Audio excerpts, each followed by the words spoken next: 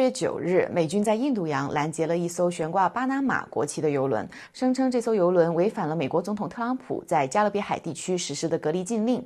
今天我们和一位菲律宾学者和一位中国学者来继续聊一聊美国公海扣押油轮的问题。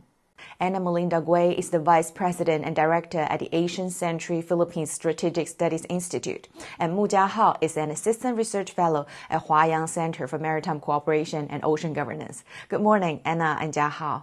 Good morning, Dr. Yan, and thank you so much for inviting me in your program, in your channel, and I'm very happy to be here. And hello, Jiahao, how are you? Hi, thank you, Anna, and also thank you, Dr. Yan, for inviting me to this conversation. Is really an interesting topic, and I'm looking forward to hearing more from both Anna and Dr. Yan. Thank you. Thank you. First of all, let's talk about what drives Washington to conduct such operations to seize oil tankers linked to Venezuela, and how do these operations serve the broader U.S. objection of maintaining global energy dominance? Anna, do you have any comments on this? Yeah, I think from my perspective and intuitively speaking, and if you really look at what the United States doing, starting with what happened in Venezuela at the moment, and this seizing of oil tankers and justifying it as if it's like a law enforcement, some kind of activity or some kind of actions coming from the United States.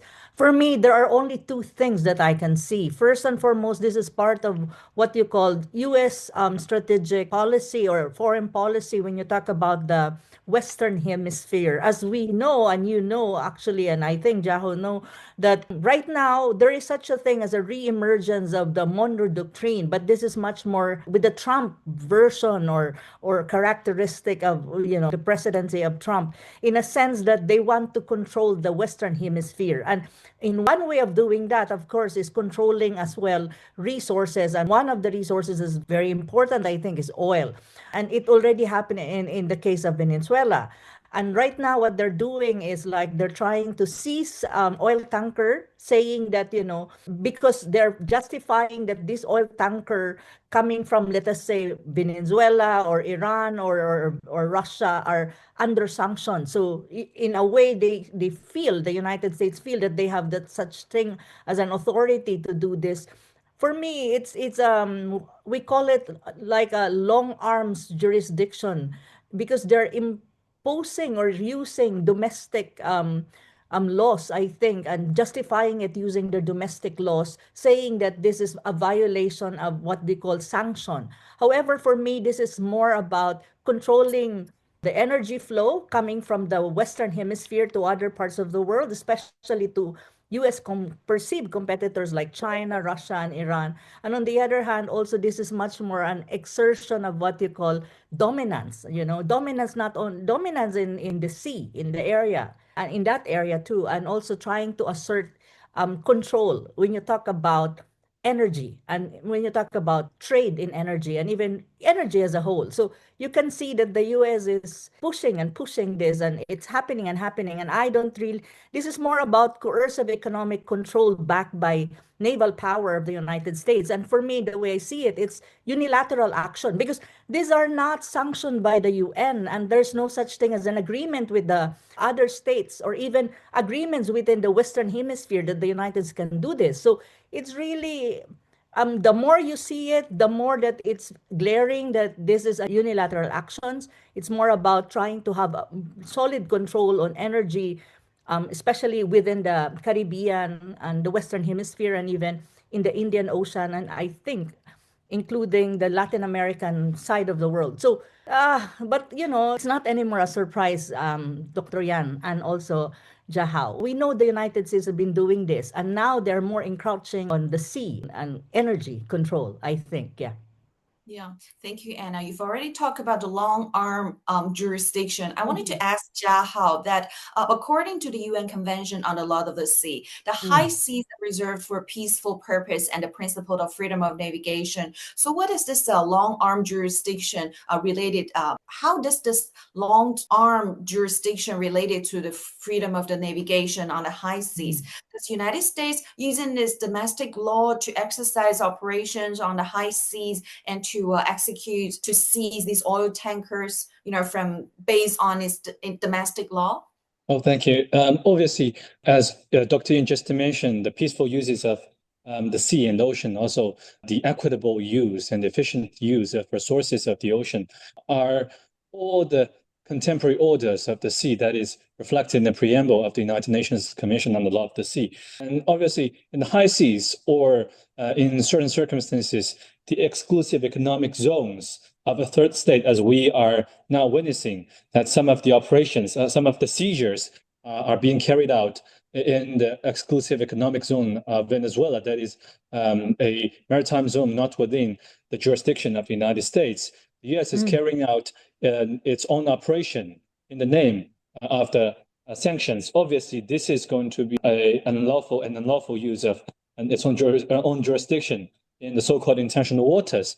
So basically, I think the so-called long-arm jurisdiction in the high seas is being carried out by the U.S. in two facets. In the international legal sphere, it is generally not recognized for a state to exercise its enforcement jurisdiction in the maritime zone outside of its jurisdiction. First of all, there is an exclusive jurisdiction enjoyed by the flag states over the vessels flying its own flag.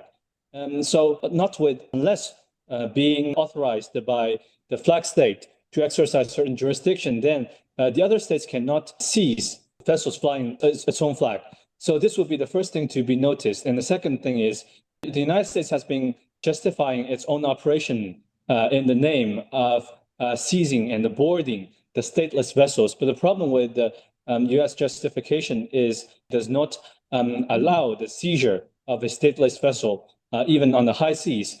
It only grants the contracting parties to enjoy a right of visits, that is the right to board the vessels rather than to seize the vessel or confiscate the cargo and even arrest and bring legal charges to the crew members on board. So from the international legal sphere, the long-arm jurisdiction, the exercise of long-arm jurisdiction of the United States is hardly justified. But from the entire domestic legal sphere, the United States is relying more and more on its domestic laws on the civil forfeiture and also the anti-terrorism rules. For example, in the November 2025, the Whitehall declared the Maduro administration as a cartel committing narco-terrorism crimes, including drug trafficking and also some terrorism offense under the United States domestic law. So in this regard, the U.S. domestic law grants the United States Navy and also the Coast Guard and other law enforcement officers to exercise enforcement jurisdiction outside in extraterritorial maritime zones of the United States, and also empowers the U.S.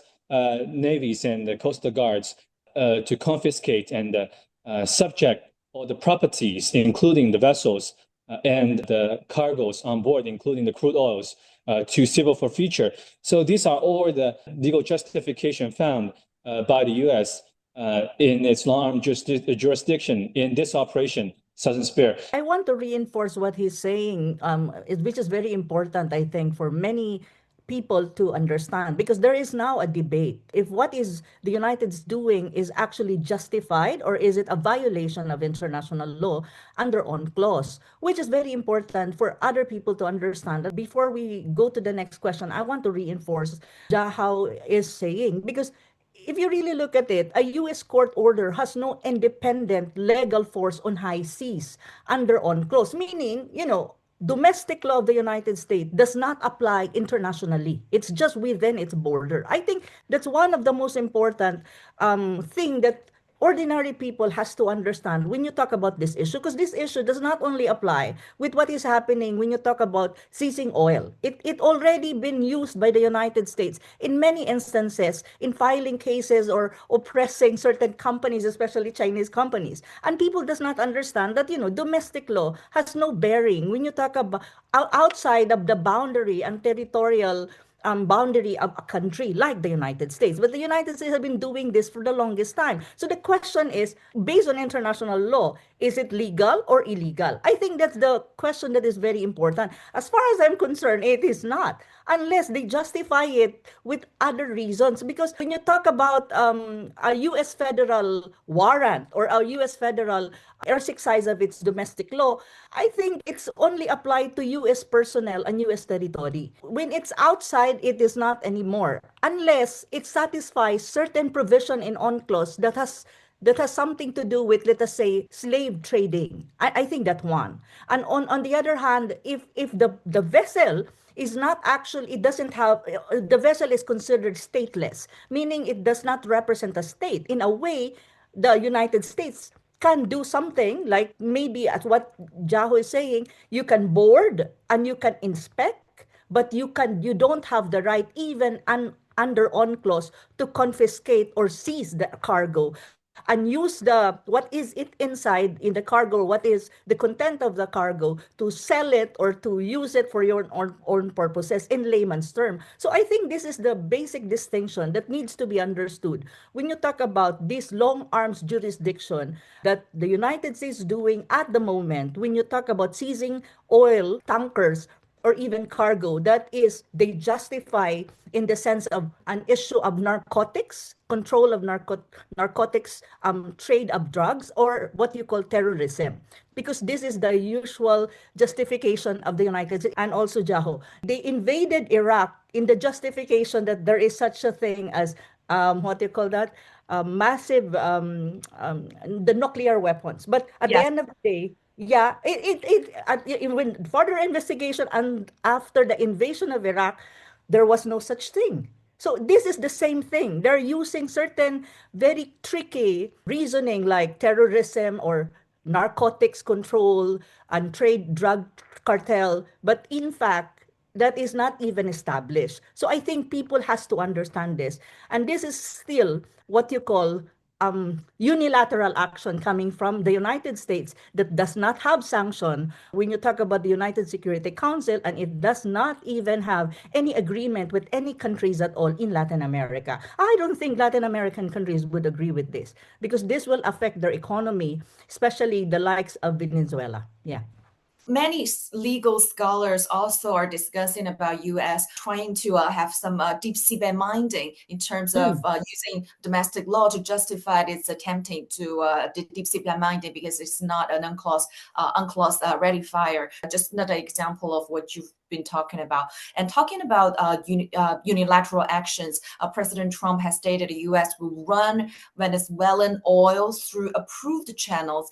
Do you think this is a sustainable strategy for regional stability and also energy security, or does it risk turning the Caribbean and the South American into a permanent zone of friction or especially maritime friction? It's about the United States wanted to run the Venezuela oil, the factories and the companies, and what's its implication for a regional stability and also energy security for the globe? So on my side, I don't think it's really sustainable. How do you call that in the short term? Short term, they can do it. I think they are doing it at the moment. But I think in the long run, that's very dangerous because the United States is setting a precedent that other countries, they may do the same thing.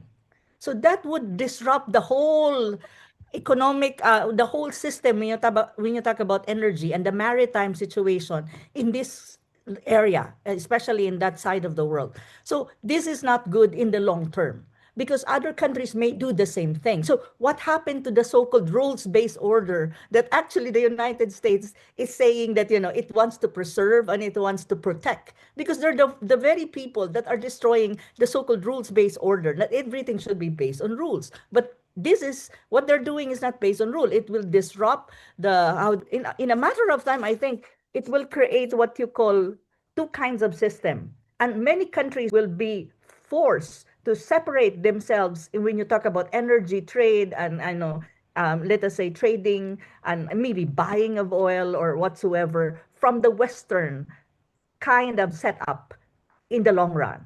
It's precisely because they can see that what the United States is doing is more just beneficial to them rather than beneficial to the other countries, even in that side of the world. So I don't think this is sustainable, and I really don't think that it benefits the whole world in the long term. However, at the moment, when you talk about economic shocks, we don't see it yet because from what I know, oil-producing countries, especially the OPEC, they're saying that there's still reserves. So if in any case, this seizing of oil, if you ask me if it has economic impact still, already, when you talk about oil prices, not yet being felt because you still have other countries and the reserves in terms of supply is still there. However, if this continues, it will have an impact when you talk about oil prices, not only in that side of the world, but even in the other parts of the world. And that's what you call economic shocks. And I don't think other countries in the world will be very happy about this. So I think those are some of the impacts of what Trump is doing. But at the end of the day, it's all about corporate interests of Trump friends. If you really look at Trump and what happened to Venezuela and now what they're planning to the oil companies in Venezuela, I think Trump is giving it to his friends who are corporate people, and they will be benefiting from all of this, some kind of giving them the rights to exploit and trade the oil of, let us say, of Venezuela, and that would not even be beneficial to the American people in the long run, because these are corporate people and business, and we know that in a capitalist system like the United States, which is extra capitalist, it's not necessarily the people that benefits, it's more about private interests. So that is what I can see in the long run. Short run, you don't see it much. But long run, medium term to long term, yes, it will have negative impacts. When you talk about energy, when you talk about price of oil in the market, in the world market, yeah. Interesting observations to Anna's comment. Actually, the negative impact has already occurred in South America. For example, the oil embargo that is recently imposed by the U.S. Against the former ally of Venezuela, that is Cuba, has led to a serious human rights crisis in Cuba. As far as I'm concerned, I think the ongoing embargo has led Cuba to be in great shortage of any crude oil, including the suspension of work of schools and even aircrafts. So the negative impact of the U.S. operation on the Venezuela has already occurred, and I think it might continue as there exists a overflowing crisis in the Caribbean, as the U.S. is carrying out its operation against the Venezuelan oil tankers all over the world. In the seizure of the famous MT Marinera, it was taken place in North Atlantic, and just yesterday the 8th oil tanker was seized in the Indian Ocean. So I still remember that Anna mentioned the revival of doctrine of Monroe, the Monroe Doctrine, the national security strategy by the U.S.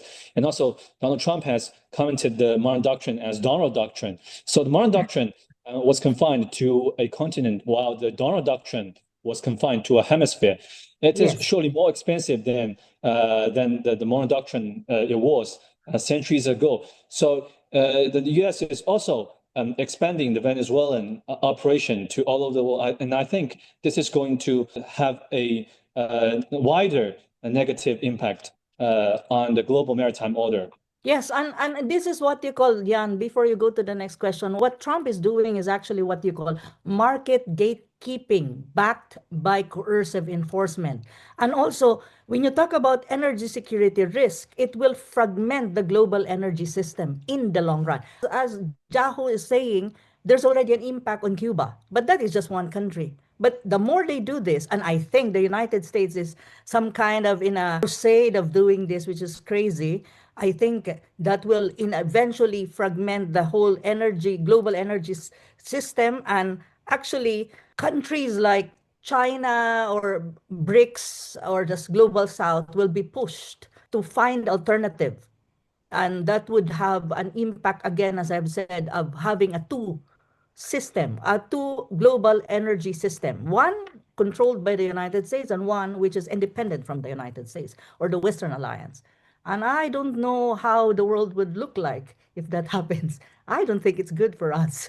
Also talking about the impact, I think this is maybe not just on Venezuela and South America, African countries, but also on Russia, because this one of the oil seized by the United States, the Marinera, is flying a Russian flag. And I also see reports of Russian submarines monitoring the seized vessels like a Marinera and see what the United States is trying to do to them. So what do you think these operations will impact the major power relation like between the United States and Russia? Would there be higher risk of maritime confrontation on the high seas between these two states? On my side, geopolitically speaking, to be very frank, I'm very afraid of this, because, when you talk about this, I mean, like Russia, I think Russia is trying to be patient, but Russia already, from the news that I've read, already made some kind of statement saying that, we will not allow this. If you want to have an exchange of force, we're ready. So things like this. So I'm a little bit afraid of what will be the consequence of this, geopolitically speaking, because the only thing right now, if you really look at what is happening, the one that is very critical when you talk about possible confrontation in the high seas is what you call miscalculation on the ground.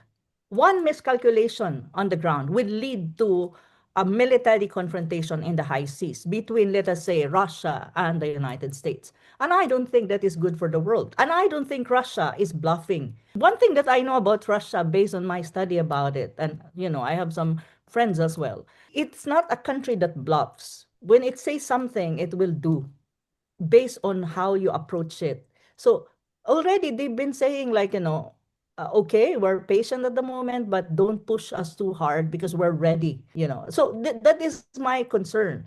If it, in any case, it comes to a point that a military escalation happens in the high seas, just because there was a miscalculation on the ground or something happened on the ground that is not intended. So unintended action happened on the ground because of this, U.S. seizing a vessel, oil cargo that has a Russian flag or claimed to be a Russian owned, or with whatever, they put a Russian flag in there, and Russia said, yes, that's ours. And then Russia wants to have it back, but the United States saying no, but Russia wants to assert that, you have to give it back. You don't have any right. You're violating commercial shipping when you talk about oil.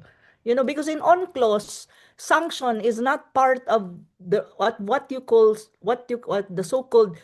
It doesn't mean that that you impose sanction, that you can just seize an oil tanker just because you say there's sanction. Even in UNCLOS, it does not allow such kind of reasoning.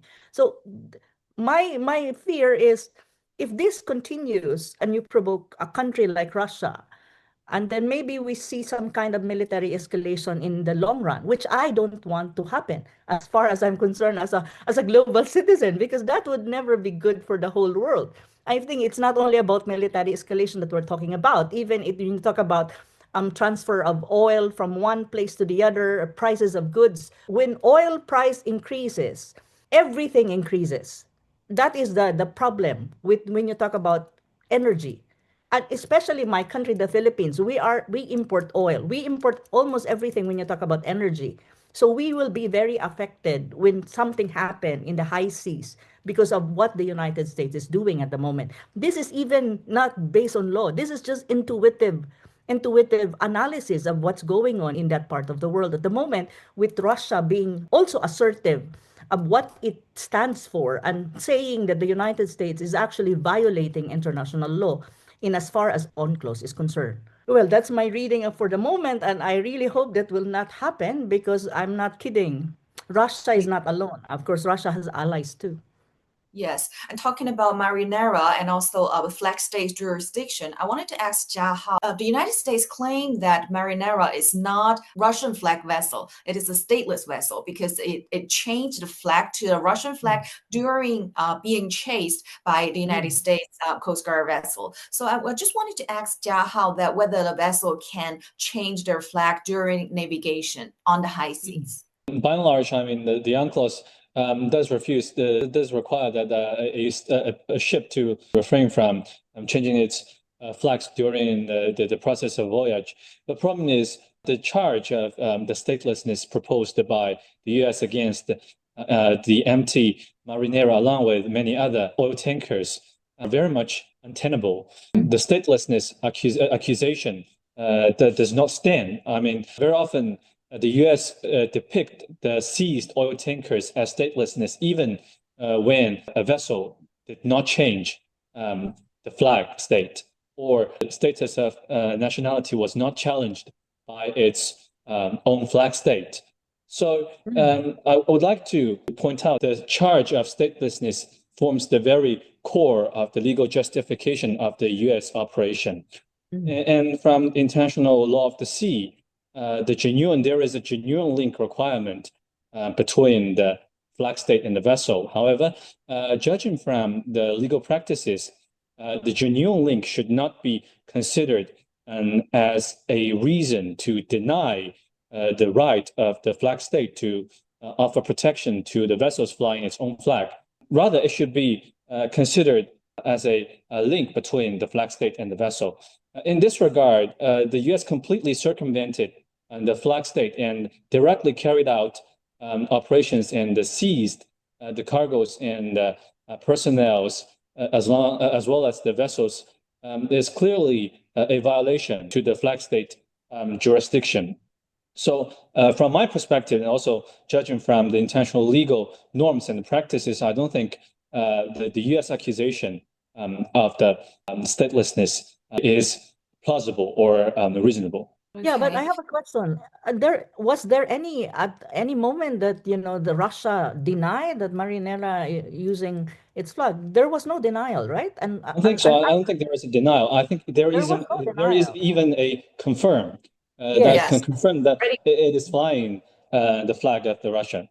And also, Russian submarines, actually, from the news that I have read, was even escorting Marinera, I think, or to a certain extent. So it means they're acknowledging that that is ours, or that is part of our jurisdiction. As far as in an UNCLOS, as long as the flag state acknowledge, the flag state has jurisdiction over that vessel, in a way, in every sense. So the justification of the United saying that, it's a stateless is not actually, even if you're very technical about UNCLOS, it does not fit within the UNCLOS provisions. So actually, that is what I'm saying. So I'm afraid, what is happening right now is what you call signal and counter-signal naval operation. Now, if it gets intense, the possibility of miscalculation on the ground or even unintended action from both sides may trigger some kind of escalation. The escalation would always be military because, this is not about oil tanker alone. Look, Marinera is being escorted by submarines. And do you really think the submarines are commercial vessels? Of course not. And there are navies on the side of the United States and navy also on the side of Russia. So these are all both, when you talk about military, from what I understand and from what I know, both are military power. And they're both superpower when you talk about military capability. And of course, China is one of them, but China is not involved in this. It's between United States and Russia. So I would agree that they're twisting UNCLOS justification. That's even the problem, that's the problem in the United States. They are very good in using international law to their advantage in justifying their action, but they never even signed UNCLOS. They're even not part of UNCLOS. And also, they are not even following international agreements that they signed. They just use it if they want to push for their strategic interest. That is the problem with the United States. And it's there since time immemorial. That's what I can tell our audience. And also, we are saying that Russia actually owned up to the Marinera, that it is actually theirs. Or they're saying that, it's under our protection, right? We're saying that earlier, yeah. And what I'm saying earlier is like, that's the danger, because as Yahoo have explained, they're using and twisting the UNCLOS and saying that we're confiscating Marinera. It's precisely because it's stateless, but out of the blue, it's actually carrying a Russian flag, and Russia did not deny. So in a way, Russia is saying that it's under our protection and jurisdiction. So you cannot just take it out. You cannot just tell us now, it's stateless. at the moment. Then, and you can see that Russia is also asserting itself. Even the tanker was actually escorted by submarines, Russian submarines.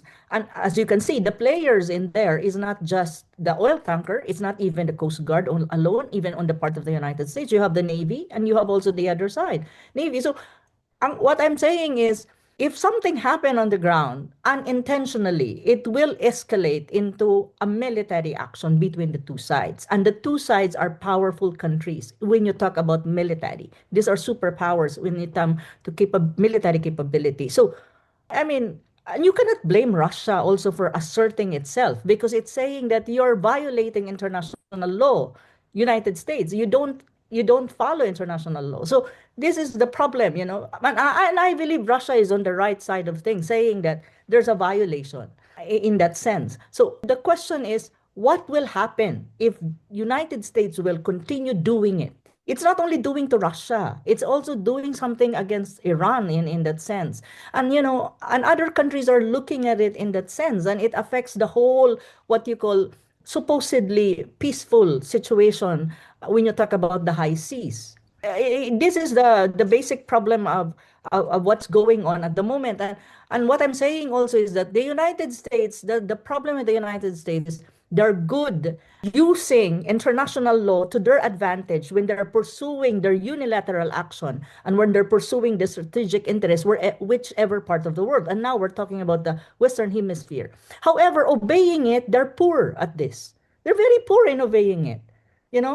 That is their problem. Now they're saying, it's a stateless vessel, so we have the right. And even then, if it's stateless vessel, there are limitations to it. No, from what I know from UNCLOS, stateless vessels has no flag or cannot carry a nationality. In some ways, you can board the ship and also try to check what is the cargo, who are the people in there, and you can check on that sense. However, that doesn't mean that you can seize automatically the ship. That is not within UNCLOS. There is that is already unilateral sanctions or unilateral action, and domestic law does not even apply even in that situation. So I think it's very weak justification for United States to use the term stateless just because it wants to do something in let us say in seizing cargoes or oil tanker, and it's continuously doing this thing. So, well, that's the United States. You and I know, Yan and even Jaho, that they have been doing this for the longest time and since time immemorial. And I think they should stop doing it because they're not helping the world because of this. Yes, just also a few points from legal techniques to intervene with Anna's comment.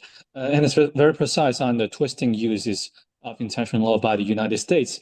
I mean, the United States has been trying to impose universal jurisdiction over stateless vessels, but we know that it is not allowed in the UNCLOS.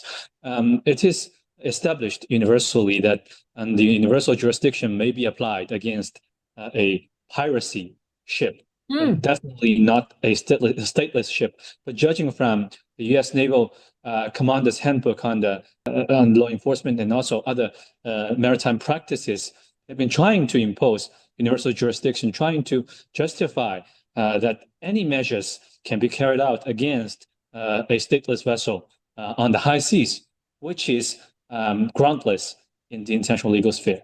And one thing, Jan, before you move to the next question, it's very funny for the United States to do these things and to justify it using UNCLOS provision that because of the word stateless. And also, if you really look at how they justify things in the South China Sea, their intervention in the South China Sea, they're saying that they're there for freedom of navigation. But if you look at the Western Hemisphere, they're actually undermining freedom of navigation of what they're doing at the moment. You see, the duplicity and the hypocrisy of this country. They use one thing in the other side of the world to justify their presence, let us say in the South China Sea, but they're actually undermining the very same thing, freedom of navigation, in the other side of the world, which is the Western Hemisphere, just to justify what they're doing, which is unilateral action and trying to control what you call the energy system that is functioning in that side of the world. That's that's the duplicity behind all of these things, and that's the hypocrisy behind all of these things, which many people does not see it, precisely because some of these things are very technical. So that's why we need to make it more layman's, I think. This is really the truth. I mean, I'm not saying this because I don't like the United States, but if you really study and really look at the situation, this is really the truth.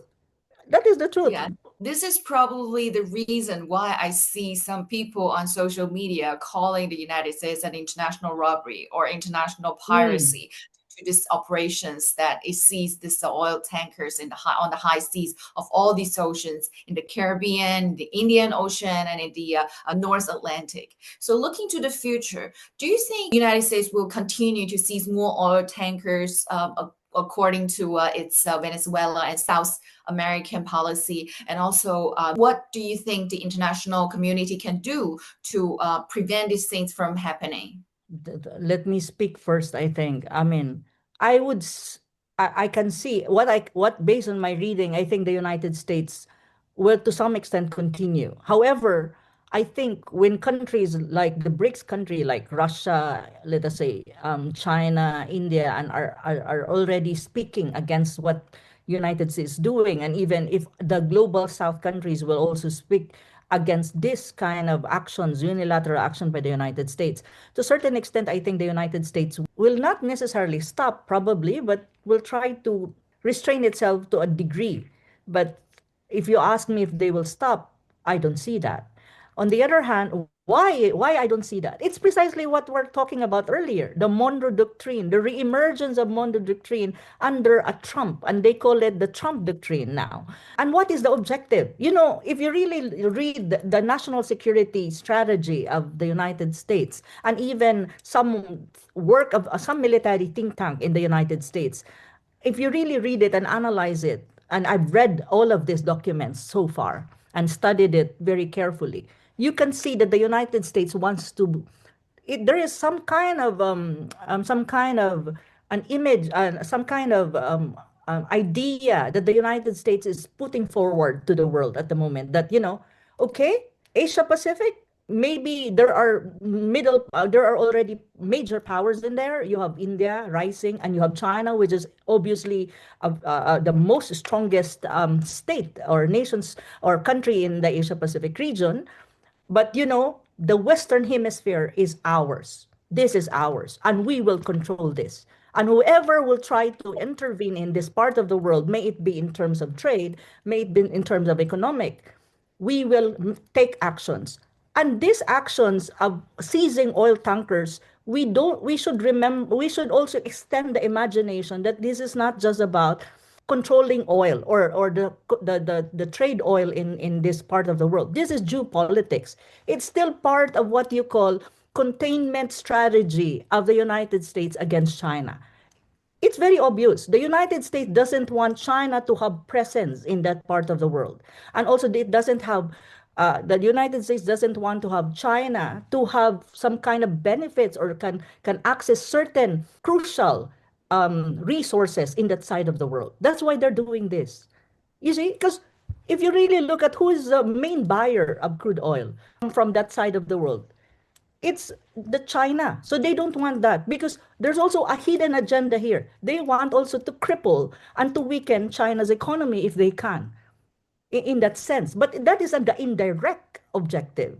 But the most, from what I can sense, the reading is based on documents of U.S. strategy, geopolitical strategy, and strategic strategy and security strategy, is at the moment is really to control that side of the world and saying that is our backyard, that is ours. No one touches it. We control it. If anyone will try to interfere in this side of the world, we will take action. So if you ask me if they will stop, I don't think so. But if you ask me if they will some kind of restrain themselves to a degree, because countries like Russia, China are making statements and saying, you're violating international law, probably yes. But that is still not a no-no. So the whole situation in that side of the world is very critical. But one thing, though, that I can tell you both, I don't think the Latin American countries will not push back.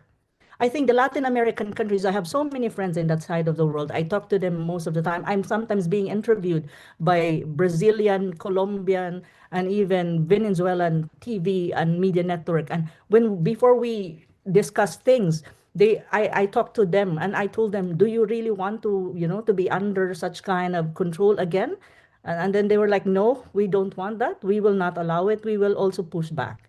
So I think that is one hope that we can see that, Latin American countries, not all, because there are a lot of countries there that are very much on the side of the United States.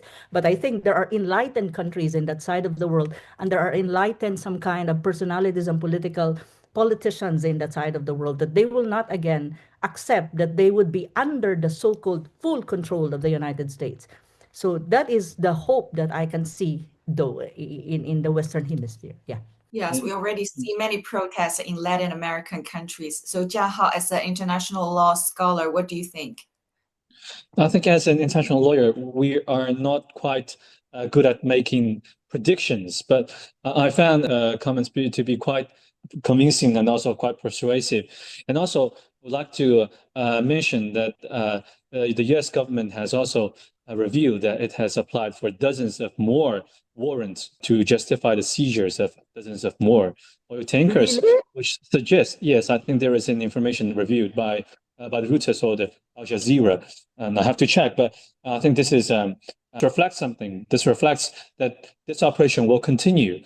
So as an international lawyer, I'm not good at predicting, as I just mentioned, predicting the future trend, but I have to make two suggestions on what would be the negative consequences of the continuation of these kinds of operations. The first worrying trend is that we see more countries taking the same strategies following the US operation, especially those countries with great naval powers. For example, yesterday, India boarded and seized 3 Iran-related oil tankers just exactly in the same way. And also the 3 oil tankers are all on the sanction lists of the United States. And that operation took place outside the territorial sea of the India, which was allegedly to be 100 nautical miles west to Mumbai. So I think you may either take this as going after the U.S. operation to gain its own interest, or you may take this as a move to flatter the Donald Trump by the Indian government. But either way, this is going to be imposing a great threat to the global maritime legal order. And the second worrying trend is that I think Before you in the continue, earlier Jaho, conversation, yes, that's what I'm saying earlier. It's creating a dangerous precedent. What the precedents. United States is doing is creating a Exactly. dangerous precedent that is not Yes, good for the maritime order, globally speaking. right. So Right. there won't be any like international law or rules left behind. So no rules at all. It will be. Rules of the Yes. jungle. We will be in the Yes, jungle. the rules of the jungle. The winner takes them all. So the second worrying trend is exactly the same thing. I mean, I think earlier in this conversation, Anna mentioned about the Iraq War. I mean, about the massive nuclear weapon the U.S. government was trying to justify its own operation. But we see now Donald Trump relies increasingly less on the international legal justification. The U.S. government turns more to the domestic legal norms or no laws at all. So there is a trend to abandon or to disregard any of the international legal rules, not even taking international law as a justification for its operation. This is a very worrying trend that, again, we might return to the time of gunboat diplomacy or the jungle thing. I would like to share with both of you about an interesting piece of news I read about today. That in the August 2020, Iran also carried out a similar operation in the Gulf of Oman. The Iranian Navy boarded a Liberian oil tanker and seized the tanker for 5 hours. And after the operation, the U.S. government in 2020, I think it was still within the Trump's administration, the first administration, Either way, the U.S. issued a statement condemning the Iranian operation, claiming this to be a use of military forces to conduct an armed boarding of a commercial vessel in international waters, and also it degraded the Iranian operation as a threat to the rule-based international order, also depicted it as an aggressive behavior and which destabilized the region. And also, they also mentioned their concern about the freedom of navigation. So this will be a double standard. Obviously, a double standard. Exactly the same modus operandi in these two operations, but different reactions by the U.S. government under the leadership of the very same person. So this will be a double standard. You mentioned gunboat diplomacy, which is actually, if you really define it, it's before we close, is like it's coercive naval action used by a superpower like the United States against a weaker state. And that one, we can get an example recently, and that's Venezuela. It's not any, what is happening is not exactly like, based on history, but basically in many forms, it is gunboat diplomacy. That is really the truth, We don't need to be technical about terms in here. We need to see the ground situation. And for me, as far as I'm concerned, analyzing it from a realistic and real life situation, it is gunboat diplomacy of the United States at the moment. Thank you. So I want to finish our dialogue today because I think there's so much information already. I think it's more than that I imagined. So do you have any points you wanted to make or you haven't made before? Any points? Yeah, I think on my side, for me, since this is in English, and I think this will be uploaded in some English channel. So I think the world has to see this for what it is. And I think we don't need to be passive about what's going on.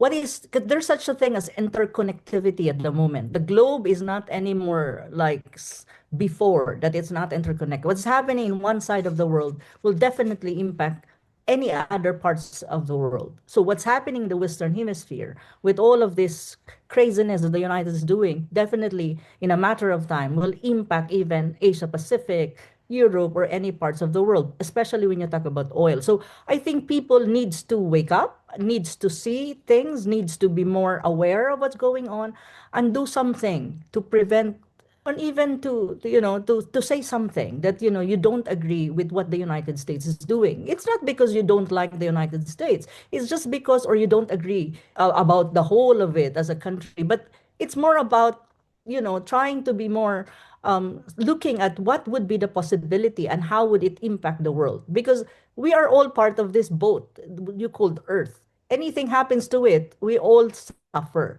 So I think that's much more my advocacy as well. And I think that's much more my message to our audience that, we are all in this world and we should be responsible. And one thing is raising our voice, saying no to certain things that the United States is doing wherever it is. May it be in Asia, may it be in Western Hemisphere, because everything is interconnected at this time and day and age. So thank you so much, Dr. Yan, and thank you, Jaha, for this very wonderful exchange, and I'm really happy to be part of it. Thank you, Anna, and thank you, Jiahao. I'm really pleased that I have you to share your very valuable points regarding this issue. And I wanted to finally also, again, thank you, Anna, and thank you, Jiahao. So if you like our episode, please subscribe us on YouTube. Thank you.